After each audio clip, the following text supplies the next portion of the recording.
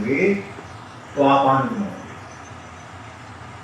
कितनी सी बात है आनंद की। लेकिन बात सबसे महत्वपूर्ण यही है कि ये वर्तमान में या प्रेजेंट में रहे कैसे, ये तो महत्वपूर्ण चीज है। ऐसे तो भगवान श्री कृष्ण ने गीता में कहा है कि अतीत की चिंता मत करो, भविष्य की कामना मत करो, वर्तमान में रहो। तो बहुत पहले ये चीजें बोली जा चुकी हैं। लेकिन क्या मैं भी अब बोल रहा हूं, क्या इससे हम वर्तमान में रह सकेंगे?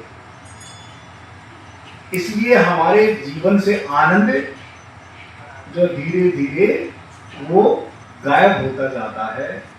और कभी कभी जब आप ऐसी अवस्था में होते हैं तो आप आनंद भी और उस आनंदित अवस्था में भी होते हैं। अब बात है कि ये जो प्रेजेंट की जो बात है, वर्तमान की जो बात है, ये कैसे आप उसमें रह सकते हैं, इसी से जुड़ा है ध्यान और योग दोनों शब्द। अब मैं थोड़ा सा आपका साथ चाहूंगा। आज थोड़ी ऊपर से बात होगी और धीरे धीरे हम नीचे आएंगे, और अगर आप साथ देंगे तो जल्दी से हम इस चीज को हल भी कर लेंगे। जैसे आनंद के बारे में तो मैंने बता दिया थोड़ा सा। अब हमें उस प्रेजेंट तक पहुंचना है तो उससे पहले बात होगी योग की।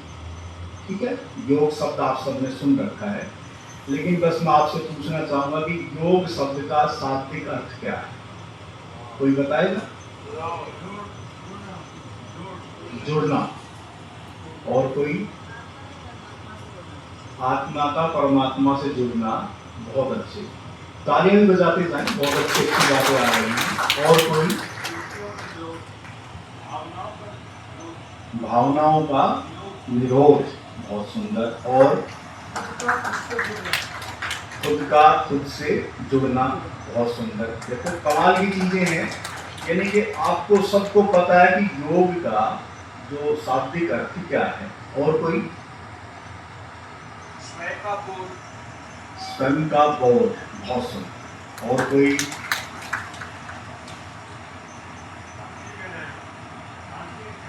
शांति से रहना। पता है यहाँ कुछ बोल रहे हैं, कुछ नहीं भी बोल रहे हैं, तो उनको ही पता है, ऐसा नहीं कि नहीं पता है हमको, उनको ही पता है। लेकिन अब बात ये है कि भाई बात बिल्कुल सही है कि मुख्यतः जो योग शब्द का अर्थ है जुड़ना। ठीक है ना? किससे जुड़ना है? अभी किसी ने बताया कि आत्मा का परमात्मा से जुड़ना, यही है। सही देखा जाए कि जुड़ना किससे है? आत्मा व परमात्मा से जुड़ना। अब बात ये है कि मैंने कहा ना कि ऊपर से बात होगी थोड़ी आज। अब बात ये महत्वपूर्ण है कि ये आत्मा और परमात्मा क्या? अब ये बड़ी महत्वपूर्ण चीज है। ठीक है, हमें शास्त्रिक अर्थ का ही पता है कि जुड़ना है, लेकिन किससे जुड़ना है? आत्मा व परमात्मा से हमें जुड़ना है, वही योग है। लेकिन अब आत्मा और परमात्मा का तो अता पता नहीं, अब जुड़े कहाँ, किससे जुड़े? अब बात यह है कि यहाँ सबसे महत्वपूर्ण बात क्या है कि इसी को हमने आज सरल करना है। ठीक है, क्या करना है? इसे सरल करना, सहज करना है। आत्मा और परमात्मा के विषय को और योग के विषय को, और योग का जो शाब्दिक अर्थ है जो जुड़ना, उसको। अब उसको सहज और सरल, जैसे आपने साथ दिया तो अब और थोड़ा साथ देंगे। जैसे मान लो ये पूरी सृष्टि है, ये पूरी कायनात है। कहते हैं कि अभी आपने डॉक्यूमेंट्री देखी है, सभी ने देखी होगी डॉक्यूमेंट्री। तो उसमें बड़े अच्छे से दिखाया गया है कि वेद के मंत्र के द्वारा उस डॉक्यूमेंट्री का आरंभ होता है। उसमें दिखाया कि किसी कारण, यानी कि कुछ किसी वजह से सृष्टि का बनना आरंभ हो जाता है। ठीक है, अब कोई स्वीकार करता है, कोई नहीं करता है, पता नहीं कैसी डॉक्यूमेंट्री है, क्यों बनाई है, किस लिए बनाई है। लेकिन मैं आपसे पूछना चाहूंगा कि जो ये पूरी सृष्टि, जो कायनात हम देख रहे हैं, ये किसने बनाई? कौन है बनाने वाला? हाँ जी, कोई बताएगा?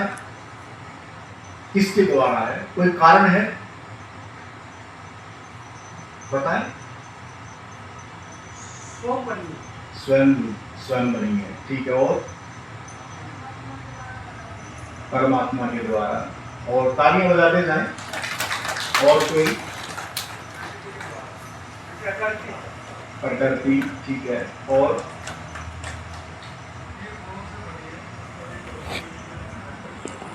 तीन गुणों से, बहुत सुंदर। और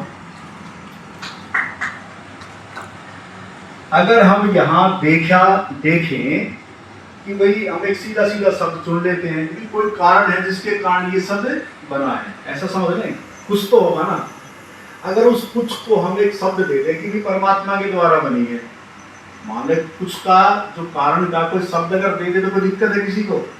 तो उसे हम परमात्मा कहें, रब कहें, खुदा कहें, कुछ भी कहें, कोई भी नाम, कुछ भी हो सकता है। यानी कि जो कारण है जिसके कारण ये पूरी कायनात, जो पूरी सृष्टि, पूरी प्रकृति जो बनी है, उसे हम कह सकते हैं कि परमात्मा के द्वारा बनी है। कितने इस चीज से सहमत है? वो हाथ खड़ा कर दी। कोई शक्ति है, शक्ति का नाम परमात्मा, ऐसे समझ लो ना। तो हम शक्ति कह रहे हैं, कुछ भी बोलते हैं, ऊर्जा कह रहे हैं, कुछ भी कह सकते हैं, लेकिन कुछ है ना, बस इतना समझो, कुछ है जिसके कारण ये सब है। कितने लोग सहमत हो? हाथ खड़ा कर रहे हैं एक बार दोबारा से। ज्यादातर सब सहमत हैं। बहुत सुंदर। अब तो इसका मतलब हल हो ही जाएगा ना। अब देखो, जैसे मान लो जब ये सब कुछ नहीं था,